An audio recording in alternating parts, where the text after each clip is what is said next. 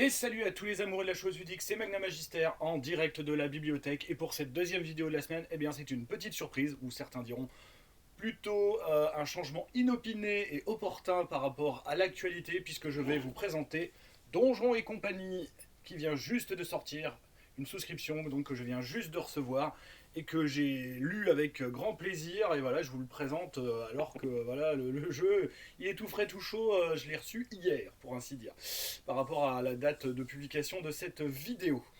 Et ben voilà, c'est un petit coup de cœur, on va dire, pour ce début d'année. Je sais que je l'attendais, en plus, voilà, je viens de vérifier, le projet a tout de même une petite année de retard par rapport à ce qui était prévu au niveau de la livraison.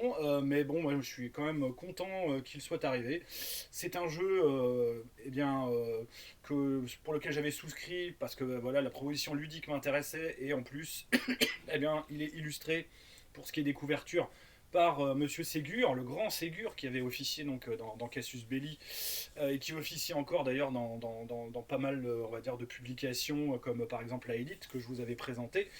Et donc voilà, bah, je me suis dit, allez, j'en parle en live. Ah bah non, je vais lui en parler, je vais faire une vidéo à part, car il le mérite bien. Et voilà, pour vous donner mes premières impressions de cette petite gamme. Je pense gamme fermée, je pense pas qu'il y aura d'autre chose que ce que je vais vous présenter, qui a été publié donc lors de la souscription.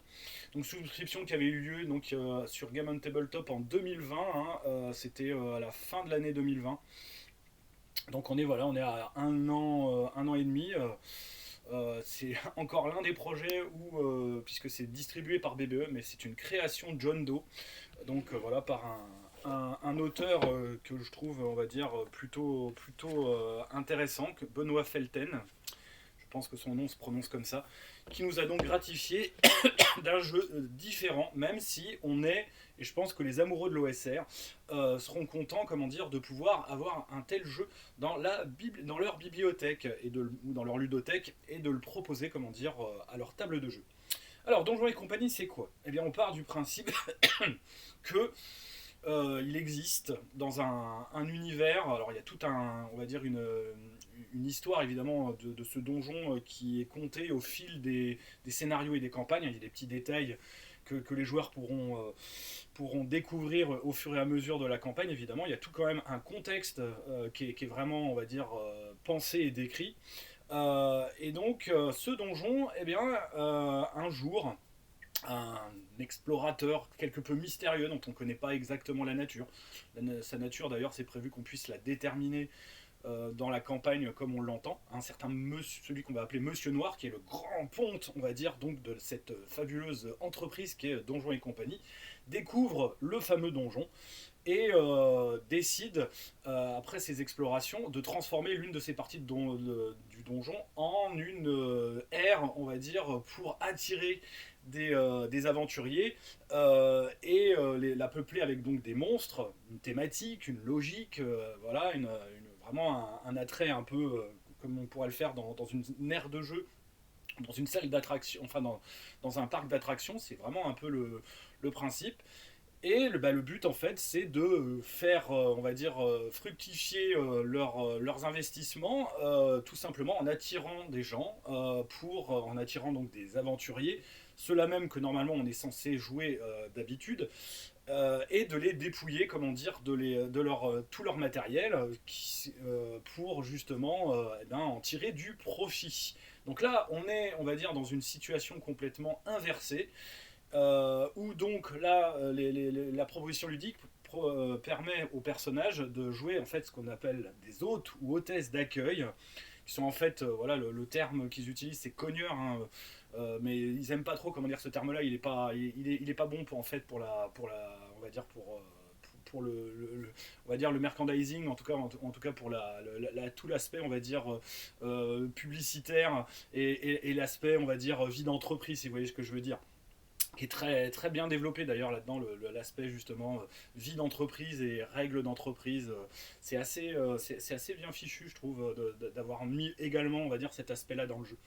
Et donc voilà, on vous propose, comme je disais, de jouer donc des hôtes d'accueil, donc des monstres en fait, d'une certaine manière. Donc on va jouer des monstres humanoïdes évidemment, à un niveau plutôt modéré, des gens, des races ou créatures qui sont capables de se déplacer, qui sont intelligentes aussi, et parce qu'elles sont mobiles et qu'elles peuvent se déplacer, qu'elles ne sont pas trop grandes, ne pensez pas que vous allez pouvoir jouer un dragon hein, ou un mort-vivant super balèze.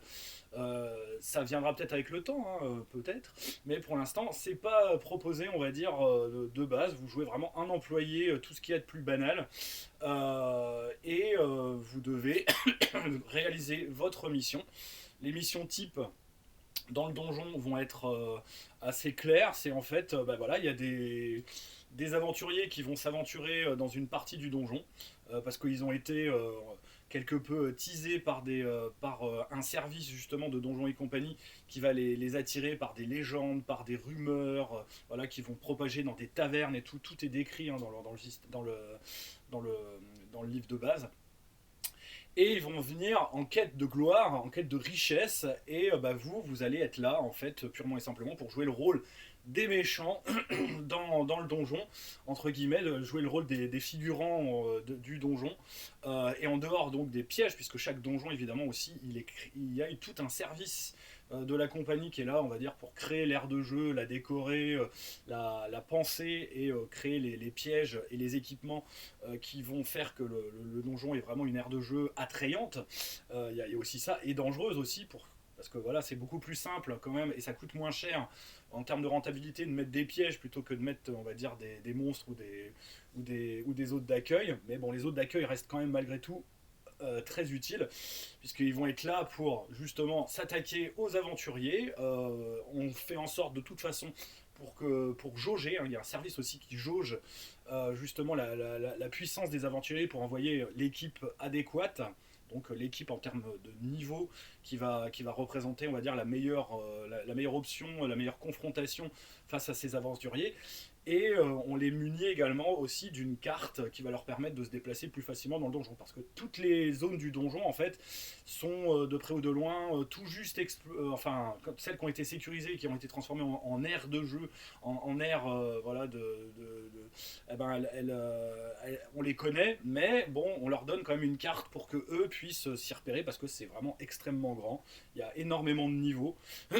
Et justement, on doit assez régulièrement, il y a un service hein, aussi qui s'occupe de ça dans la compagnie pour justement faire des repérages dans le donjon, créer des nouvelles zones, etc. Donc voilà. Donc tout est vraiment bien construit. On est dans un univers qui a été vraiment pensé, qui est logique, qui a sa logique interne, qui est extrêmement bien vue. Et la proposition ludique, moi je la trouve vraiment assez originale, ce renversement où justement on va nous proposer de jouer des hôtes d'accueil, voilà, l'euphémisme est quand même assez terrible, drôle, hein, terriblement drôle, c'est ça que je voulais dire. Et donc, eh ben, on va suivre en fait les aventures justement de ces hôtes d'accueil. Donc, on va former un petit groupe de monstres assez disparates, hétéroclites, qui vont donc donner la vie dure aux aventuriers. Voilà, et je trouve ça, moi, le pitch m'avait vraiment attiré, m'avait vraiment, on va dire, emballé. Et je puis dire qu'à la lecture, déjà, le jeu, il est extrêmement, on va dire, voilà, il n'est pas très gros. Franchement, vous pouvez préparer votre première partie avec les règles, en lisant donc le contexte, les règles du jeu, et donc il y a des petits scénarios, donc il y a je crois c'est 3 scénarios à la fin qui sont très on va dire rapides à prendre en main et à préparer. Voilà, en fait on prépare un donjon mais en mode inversé quoi. Où donc au lieu évidemment de décrire, on décrit les salles, mais c'est vous en fait qui allez d'une certaine manière peupler les salles et qui allez donner du fil à retordre aux aventuriers qui vont s'y présenter, qui eux vont être du coup les antagonistes de l'histoire. Donc le livre de base que voici, illustré par Thierry Ségur, franchement c'est du très beau boulot. 35 €. Donc voilà, une collaboration, comme je le disais, John Doe pour l'écriture et BBE pour la logistique. Voilà, je l'ai reçu, on va dire, en toute quiétude. Et donc, vous avez en fait un livre donc, de 156 pages qui vous propose donc les règles pour commencer. Vous voyez là, c'est les pages de garde. Alors, la description évidemment de ce qu'est le donjon, voilà, la proposition ludique, on vous explique aussi ce qu'est le jeu de rôle, mais en fait, pour vous dire que concrètement, il vaut mieux jouer quand même à ce jeu avec des gens qui connaissent déjà un petit peu le jeu de rôle. Bah oui, il faut avoir énormément en fait de références et avoir déjà en fait un référentiel. Et c'est pour ça que ce jeu vraiment parlera beaucoup à ceux qui aiment l'OSR, parce qu'en fait, c'est de l'OSR. Hein. L'esprit, comment dire, est complètement old school Renaissance ou revival si vous préférez, et offre vraiment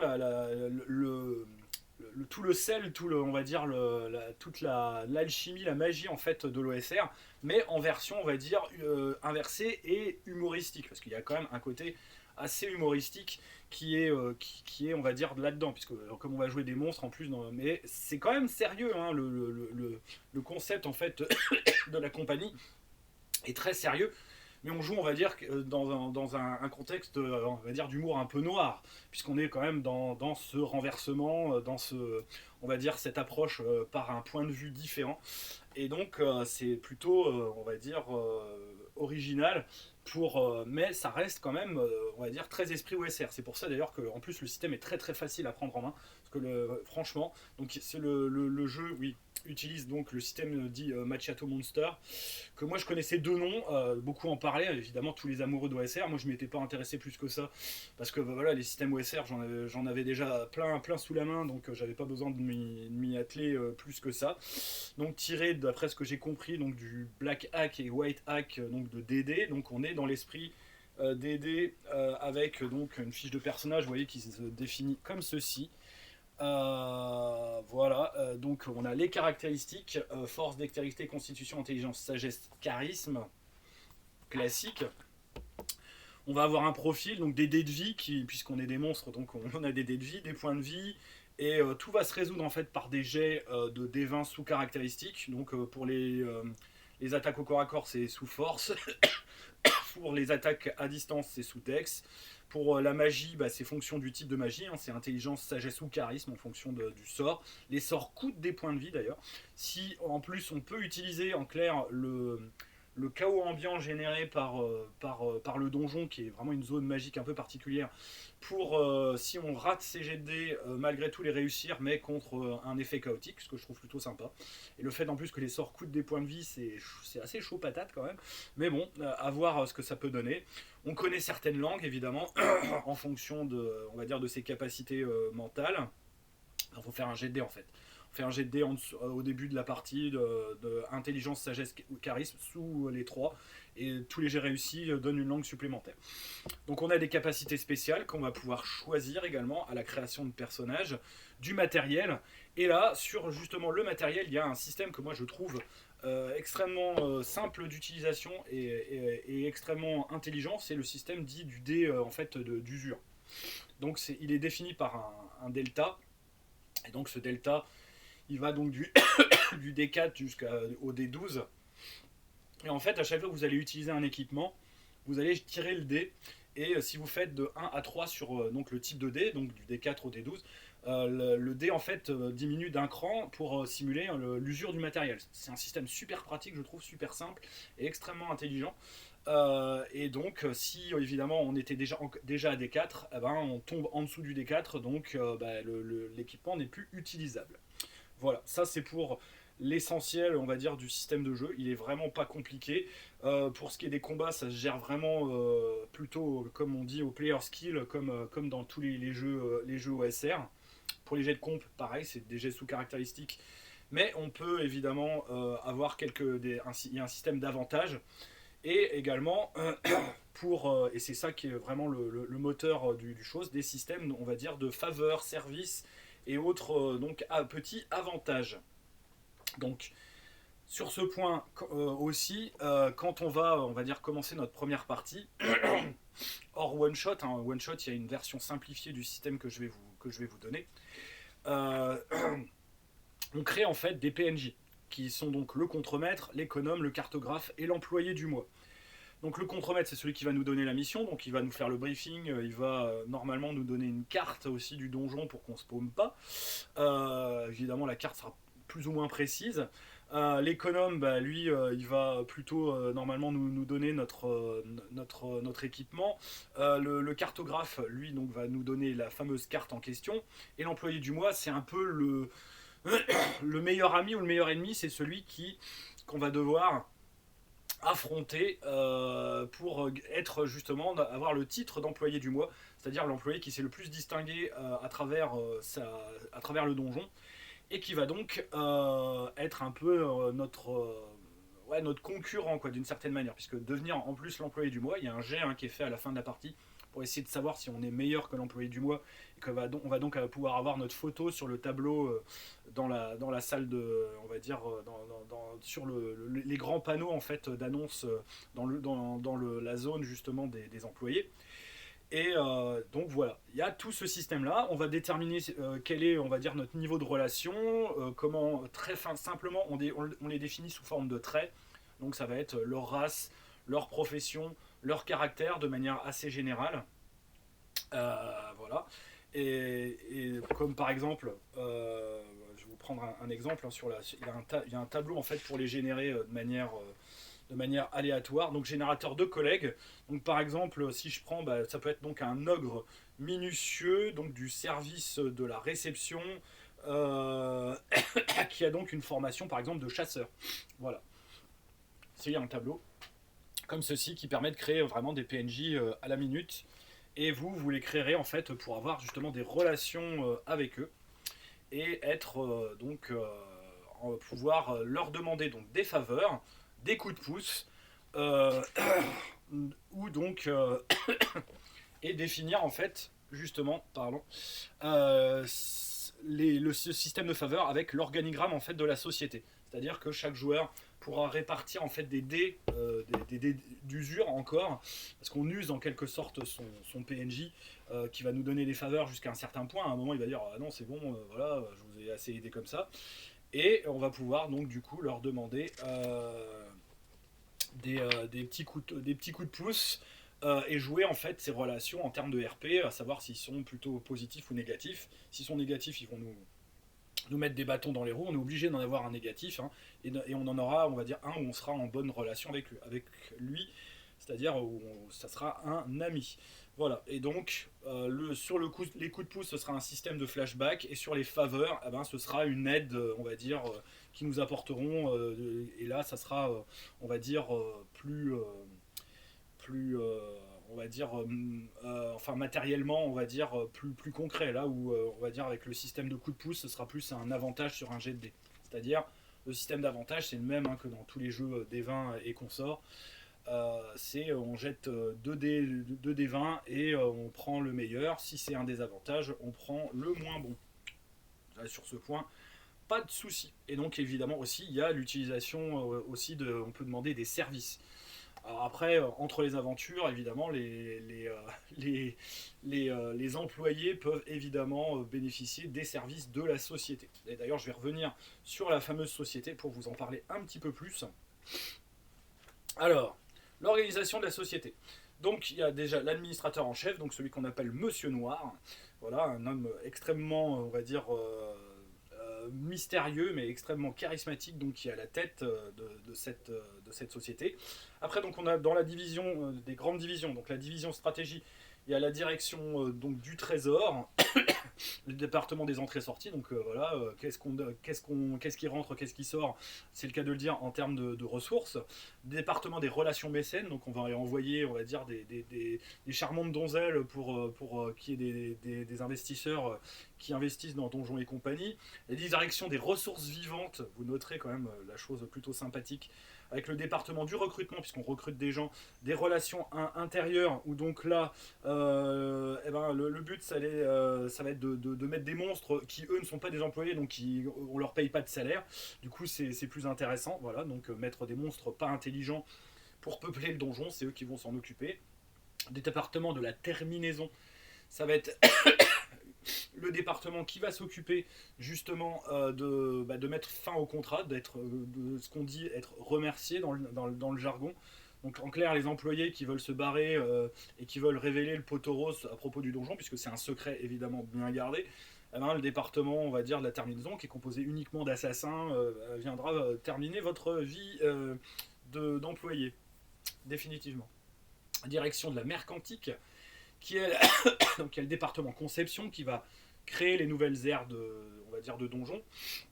Le département de la réclame, qui lui va s'occuper évidemment de la publicité, donc d'aller évidemment envoyer des gens, des faux aventuriers pour dire ah oui moi j'ai été dans le donjon, j'ai ramené plein de on va dire de richesses etc.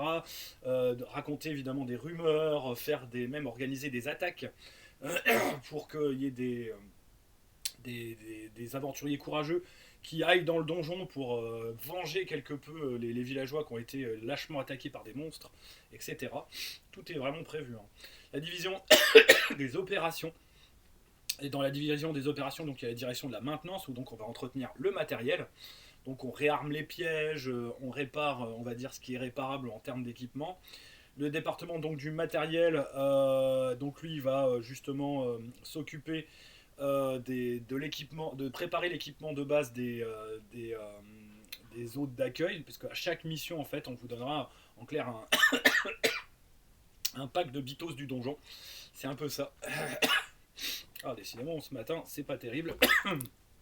Ensuite il y a le département de l'arpentage où là c'est concrètement des membres en fait de la société qui vont purement et simplement battre le pavé dans le donjon pour on va dire repérer on va dire ce qui va pas, explorer les nouvelles zones, les sécuriser pour justement ensuite les transformer en aires clients. Voilà, c'est comme ça que ça s'appelle. La direction de l'accueil, où donc il y a la direction de la supervision qui elle va utiliser ses moyens de scrutation, de divination pour savoir jauger justement les groupes d'aventuriers et envoyer la bonne équipe pour leur faire face. La direction de la réception, donc là évidemment c'est de cette division dont font partie les joueurs. Et c'est eux qui vont aller réceptionner en quelque sorte donc les aventuriers en tant qu'hôtes d'accueil pour faire leur travail. La division enfin de l'expansion qui elle s'occupe donc de l'exploration, donc il va explorer vraiment pour découvrir toutes les nouvelles zones du donjon. Donc oui, j'ai confondu avec l'arpentage, hein. Désolé, la lecture est quand même assez fraîche, mais il y a certains on va dire, services qui peuvent se rejoindre sur certaines missions. Et la direction du conditionnement qui, elle, donc, va transformer justement les zones sécurisées en zones de jeu. Donc, ensuite, les hôtes d'accueil, eux, ont accès évidemment au quartier des employés ils peuvent y accéder par ce qu'on appelle le moyeu. C'est vraiment la zone centrale qui est hyper protégée, dans laquelle évidemment tous les aventuriers n'ont pas le droit d'aller. En fait, c'est un peu les coulisses, hein, d'une certaine manière, du donjon. Donc où il y a des dortoirs, la cantine, on peut évidemment tirer le menu de la cantine, hein, il y a un tableau, voilà, on mange surtout des navets et des champignons, hein, c'est pas la gloire. Avec donc le mur des informations, comme je vous disais, le mur du souvenir, où donc il y a tous les employés morts, etc. Donc après, toute la description du contexte, donc en une trentaine de pages, il y a donc la création de personnages, donc, qui est très très simple et très rapide. Voilà, et avec tout donc et le système évidemment d'expérience à la fin avec l'ancienneté, voilà, l'expérience. Donc c'est un système à niveau, hein, donc on appelle ça en fait ça s'appelle pas niveau, mais donc ça vous il y a un système dit d'ancienneté en fait, voilà, dans la société qui est équivalent au système de niveau. Le système de jeu. Donc, comme je le disais, c'est un système surtout sous D20 avec avantages désavantages, avec donc le fameux dé, je disais d'usure, mais c'est dé de risque. On peut l'utiliser également comme dé de risque, c'est-à-dire c'est pour certaines situations, pour savoir par exemple s'il y a, je sais pas, un événement qui va se produire, ou quand on va dire un PNJ ou un PJ touche, comment dire, par exemple, à un piège, savoir s'il se déclenche, si un toit va s'effondrer à cause de sa vétusté, etc. On peut vraiment l'utiliser dans plein de situations pour savoir si un événement en fait va avoir lieu. Au niveau donc des combats, on nous décrit, on va dire, de manière assez claire comment ça se passe. Et c'est assez simple, hein. Donc voilà, avec un système d'initiative, comme je vous dis, qui est vraiment plus propre à l'OSR. On va plus utiliser, donc, comme je disais, les circonstances, le player skill, les descriptions pour gérer, on va dire, les situations. Euh, Évidemment, donc, quand on tombe à 0 PV, on est mouru. Les... et on peut tout de même se faire quelque peu soigner, hein, avec des sorts, etc. On peut se reposer évidemment pour reprendre des forces. Là, le système de magie qui est vraiment pas compliqué lui aussi, avec donc le dé de risque du chaos. Les sorts sont libres à mesure où en fait quand on crée son personnage, c'est nous qui créons en fait les sorts, et c'est le maître du donjon, là on peut l'appeler réellement comme ça, qui va justement décider on va dire quelle est la puissance du sort par rapport à l'effet que le joueur a choisi. Ça se fait évidemment pendant la création de personnage, hein. Pendant la création de personnage, vous choisissez, c'est vrai que j'avais oublié de le préciser, ce qu'on appelle des entraînements spécialisés. Alors, ouais, elle est où la liste, enfin le résumé, tac tac tac, oui, là c'est les traits. Ah, il est où le résumé? J'arrive pas à le retrouver. Euh, ah bah, mince alors. Pourtant, je suis bien dans la section, parce qu'on a en fait un nombre de. Une fois qu'on a tiré ces caractéristiques, on a des des options à choisir. Alors, les options en question, je croyais qu'elles étaient résumées dans un tableau, et j'arrive pas à retrouver le tableau en question. Donc on peut soit augmenter ses dés de vie en tout cas, ou obtenir ouais, et il y a des idées de suggestions de comment dire d'entraînement spécialisé justement. Bah, j'arrive pas à retrouver le tableau, c'est dingue. Pourtant je l'avais vu pas il y a pas longtemps, et là j'arrive pas à le retrouver, c'est dingue. Ah si, c'est là, c'est parce qu'il est dans le résumé en fait, du voilà, le tableau résumé, où donc on a deux options à choisir. Donc c'est ajouter un point à une caractéristique, écrire un trait supplémentaire, gagner donc un dé de vie, un entraînement martial ou un entraînement spécialisé, et un entraînement magique qui permet d'inventer des sorts. Voilà, c'était ça en fait, que je cherchais, et j'arrive pas à retrouver le résumé, parce qu'il y avait le descriptif du texte qui ne me permettait pas de le voir du premier coup d'œil. Voilà. Donc après, le système justement de création de PNJ avec les systèmes de coups de pouce. Le système, voilà. Bon, ça fait un peu brouillon, hein, comme description, vous m'en excuserez, mais c'est vrai que je le fais quelque peu à brûle pour point. Mais voilà, j'en parle avec le plus de sincérité possible. Après, on décrit dans le livre de base comment se déroule une mission. Donc voilà, les temps forts, donc c'est vraiment une procédure, hein. Voilà, donc le briefing, la carte, on envoie, on va dire, le groupe, et on vous décrit ça jusqu'à la fin de la mission. Donc après, on fait le débriefing, voilà, on fait l'expérience. Je pense que Donjon et compagnie va être fait vraiment pour des petites séances assez courtes, hein, de 2-3 heures.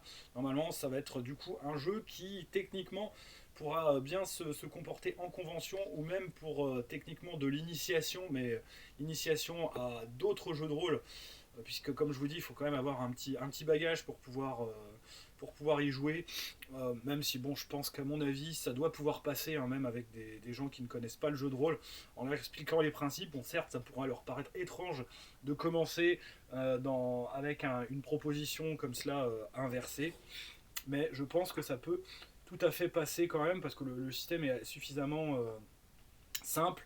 Par contre, ça demande évidemment beaucoup de réflexion, parce que on est vraiment dans l'esprit OSR.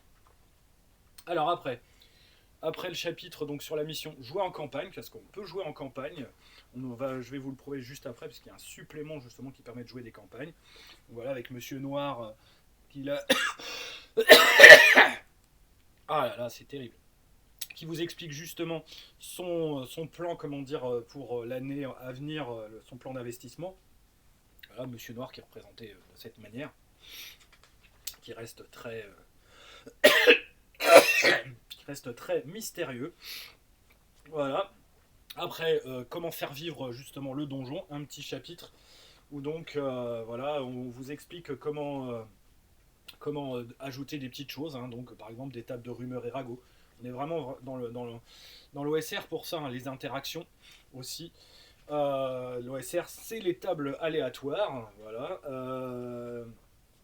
Comment on va dire gérer aussi les intermissions, voilà, les différentes boutiques, les tavernes dans lesquelles ils peuvent se retrouver, les maisons closes également. Bah oui, il y a aussi des bordels, hein, dans le donjon à destination des employés. Les rivalités, voilà, la sociabilisation de manière générale. Donc c'est vraiment des petites considérations pour donner un peu plus de vie. Des PNJ types, ce qu'ils appellent donc des résidents du donjon, voilà, qui sont décrits sur quelques pages. Et enfin, on va arriver à donc oui, la clientèle aussi, hein, c'est comment créer justement sa clientèle. Donc là, en fait, vous avez tout pour pouvoir créer votre propre donjon. C'est vraiment très simple. Il suffit vraiment de dessiner un plan, d'inventer une petite histoire autour de votre donjon, une thématique, un peu comme vous créeriez vraiment une escape room ou un parc d'attractions, enfin une attraction d'un parc d'attractions. Et dans les annexes, vous avez évidemment les missions prêtes à jouer. Donc, comme je le disais, donc il y a une qui s'appelle donc congé maternité. Les elfes font dans le feutré, ça c'est le deuxième, le chantre du donjon. Voilà, et c'est les trois. Et donc en fait, on vous donne justement les éléments, donc la carte du fameux donjon, euh, pour à chaque fois évidemment permettre aux employés de pouvoir se débrouiller. Et enfin, on termine sur la feuille de personnage. Voilà. Donc ça, c'est pour le livre de base. Donc il est vraiment en 156 pages, très complet, moi je trouve, pour pouvoir déjà débuter.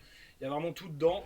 Le reste est, on va dire, optionnel, mais bien intéressant. Donc, justement, il y a un supplément, un supplément écran et scénario. Donc l'écran est très sympa. Voilà. Et l'écran en plus, il n'y a pas vraiment en fait de règles à proprement parler, puisque le système de règles est vraiment très très simple, mais il y a vraiment tout ce qui est utile pour gérer justement les situations, les PNJ, donc gérer les collègues, l'organigramme de la société pour se souvenir évidemment des différentes choses, le déroulement d'une mission, le pactage, vraiment tout ce qui est vraiment directement pragmatique, utile. Et ça, c'est bien d'y avoir pensé.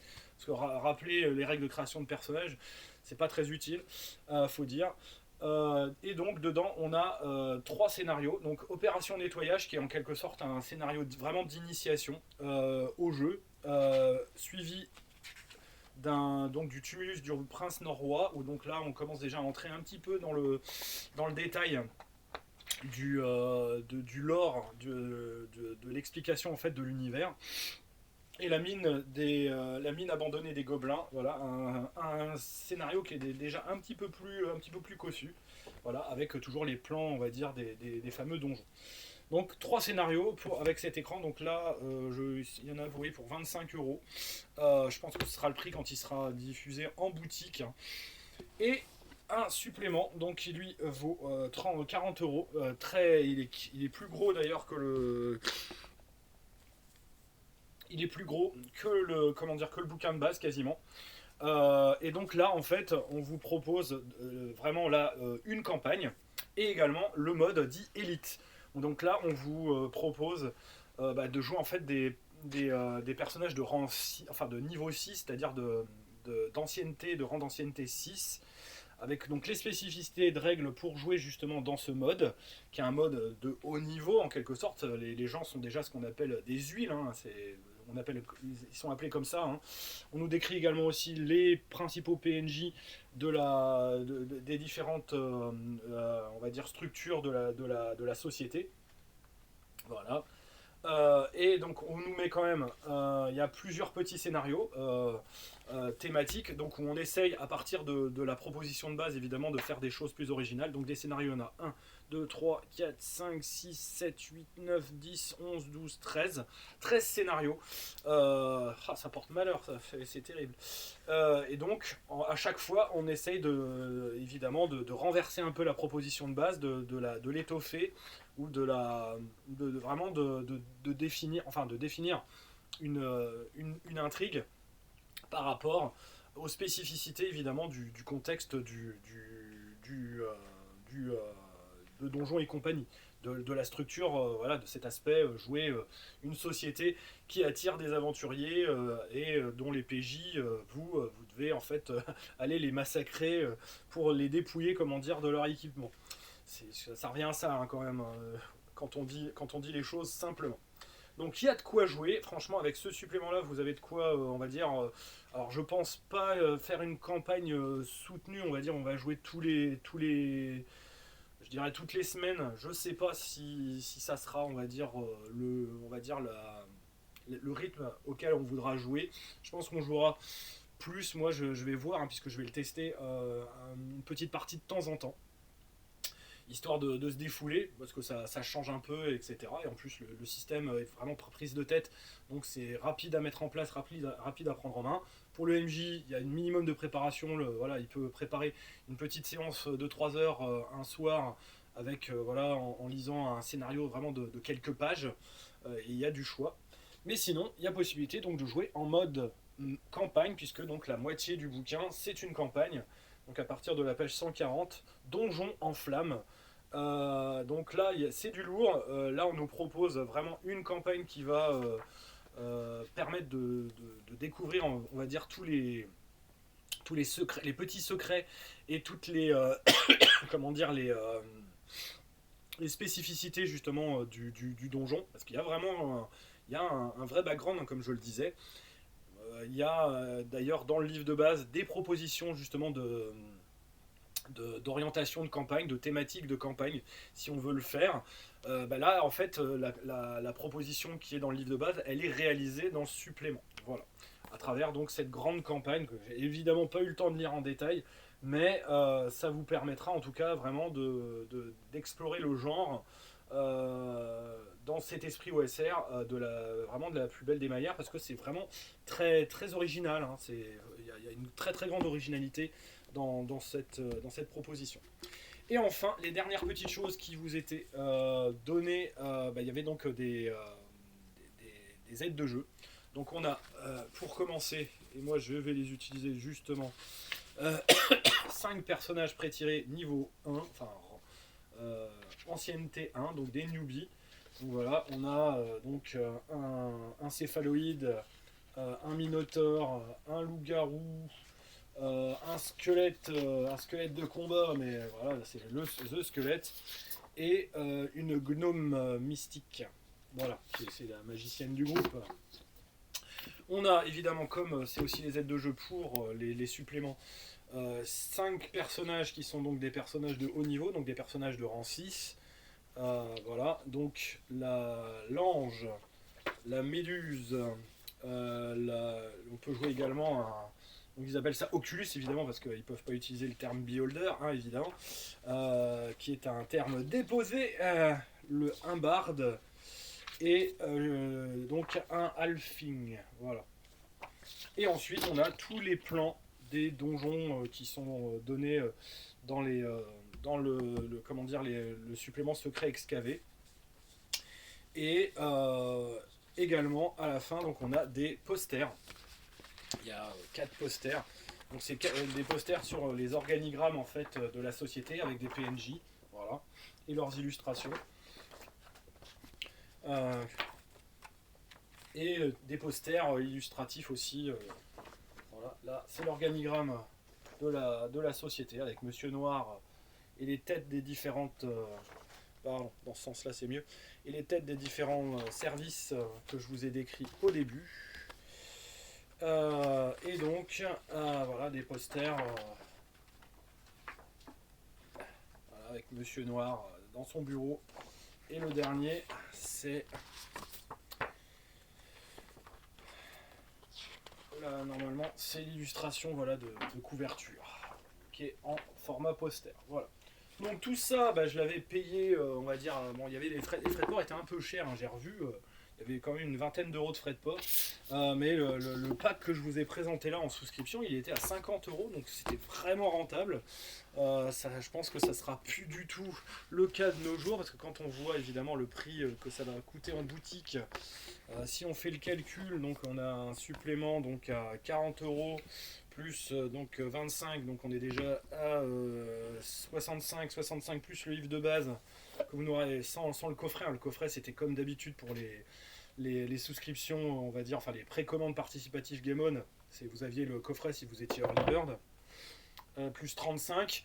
Voilà, donc en clair, bah, j'ai quasiment voilà, j'ai gagné, enfin pas sur les frais de port, parce que les frais de port étaient quand même pas donnés, mais voilà, j'ai gagné à peu près un peu plus de 25 euros et plus les aides de jeu, quoi. Voilà. Ce qui était quand même moi je pense que voilà, quand j'ai vu les choses arriver, je me dis tiens, il y avait vraiment tout ça, comment dire, dans la souscription, et la souscription, tout ça était à 50 euros. Bon, c'est juste qu'il y avait 20 euros de frais de port. Donc on était quand même très gagnant sur cette souscription, même si voilà, il y a un petit peu de retard. Je ne boude pas mon plaisir malgré tout, parce que c'est un jeu que je vais avoir envie d'essayer, de tester avec mes joueurs. Je pense que j'en ferai, on va dire, une campagne sur le long cours, mais on va dire mettre en place une petite soirée sur le pouce comme ça, c'est vraiment très facile avec ce genre de jeu. Bah, généralement l'OSR de toute façon le permet de manière assez facile et agréable. Et voilà pourquoi je trouve que, en dehors du fait déjà de proposer un jeu facile à prendre en main, avec une proposition ludique qui est vraiment originale, en prenant malgré tout des références dans ce qu'on a, on va dire, de plus cher en tant que vieux rôliste, c'est-à-dire bah, c'est nos vieilles références, on va dire, de Donjons et Dragons, hein, faut être clair là-dessus. Là, franchement, on a tous les ingrédients pour en faire, on va dire, un jeu fun qui pourra, on va dire, ravir vos tables pour jouer, comment dire, au débeauté, avec un système simple et une proposition ludique fun qui fera que bah, voilà, on passera un bon moment. Voilà.